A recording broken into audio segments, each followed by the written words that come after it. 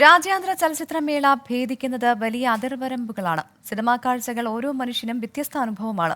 സമാന്തര സിനിമകൾ മുതൽ മുഖ്യധാരാ സിനിമകൾ വരെ കാഴ്ചയുടെ പലവിധ ആഘോഷങ്ങളായി മാറുമ്പോൾ ഒരു ചരിത്രവുമുണ്ട് പറയാൻ.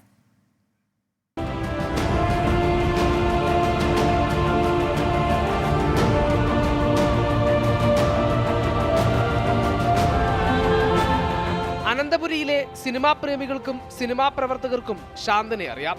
രാജ്യാന്തര ചലച്ചിത്രമേളയുടെ ചരിത്രത്തിനൊപ്പം നടന്നു നീങ്ങിയ ശാന്തന്റെ സിനിമാ കാഴ്ചയ്ക്കുമുണ്ട് അത്രത്തോളം പോന്ന അനുഭവ സാക്ഷ്യങ്ങൾ.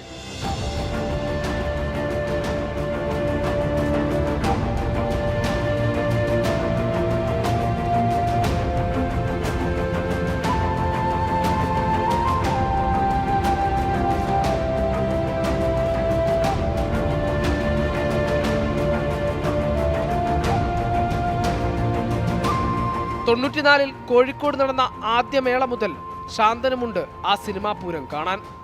അന്ന് ഈ മേള കാണാൻ വരുന്നത് എഴുത്തുകാരും സിനിമാ പ്രവർത്തകരും സിനിമാ സംവിധായകരും ചിത്രകാരന്മാരും സാമൂഹ്യ പ്രവർത്തകരും ഒക്കെ ആയിരുന്നു. ഇപ്പോൾ ഡെലിഗേറ്റുകൾ 12,000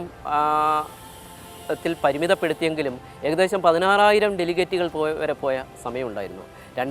10ാമത്തെ മേളയായപ്പോഴത്തേക്ക് ഇത് ഭയങ്കര പ്രശസ്തമാവുകയും ഡെലിഗേറ്റുകൾ ഏറ്റവും കൂടുതൽ കുട്ടികളാവുകയും ഒക്കെ ചെയ്തിരുന്നു. സ്ത്രീകളുടെ പങ്കാളിത്തം പുരുഷന്മാരുടേതിന് തുല്യമായിട്ട് തന്നെ ആവുകയും ചെയ്തു. ശാന്തൻ ഇങ്ങനെ ചരിത്രം കൊണ്ടു നടക്കുമ്പോൾ മലയാള സിനിമാ പ്രവർത്തകർ ആ ചരിത്രത്തോടൊപ്പം തങ്ങളെയും പരുവപ്പെടുത്തുകയായിരുന്നു.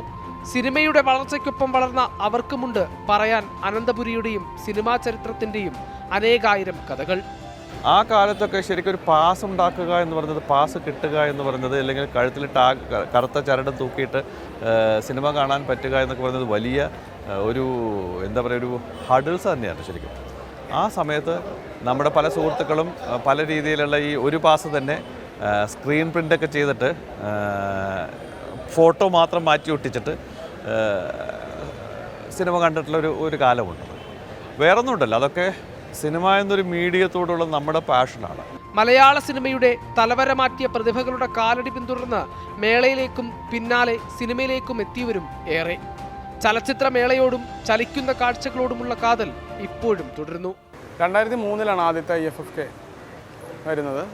അപ്പോൾ ആ ഒരു സമയം എന്ന് പറഞ്ഞാൽ നമ്മുടെ കയ്യിൽ പൈസ ഇല്ല ഫെസ്റ്റിവലൂടെ. പക്ഷേ നമുക്ക് ഇങ്ങനെ ഒരു പരിപാടി തിരുവനന്തപുരത്ത് നടക്കുന്നുണ്ട്. ലോകത്തിലുള്ള നല്ല സിനിമകൾ, ലോകത്തിലിറങ്ങുന്ന നല്ല സിനിമകൾ കാണാൻ പറ്റും. അതിനുവേണ്ടി നമ്മൾ വരികയാണ്. ഞാൻ കിടക്കുന്നത് റെയിൽവേ സ്റ്റേഷനിലാണ്, തമ്പാനൂർ റെയിൽവേ സ്റ്റേഷൻ. ഇപ്പോൾ മണ്ഡലകാലമായതുകൊണ്ട് അവിടെ രാത്രി കിടന്നാൽ പിടിക്കുവോ ഒന്നും ചെയ്യത്തില്ല. രാവിലെ നമ്മുടെ റൗണ്ടിലുള്ള ഇന്ത്യൻ കോഫി ഹൗസിൽ പോയി കയ്യിലെ കുഞ്ഞു ബാഗിൽ നിന്ന് ഒരു തോർത്തെടുത്ത് ആരും കാണാതെ കുളിക്കും, റെഡിയാവും, ഫ്രഷാവും, സിനിമ കാണും.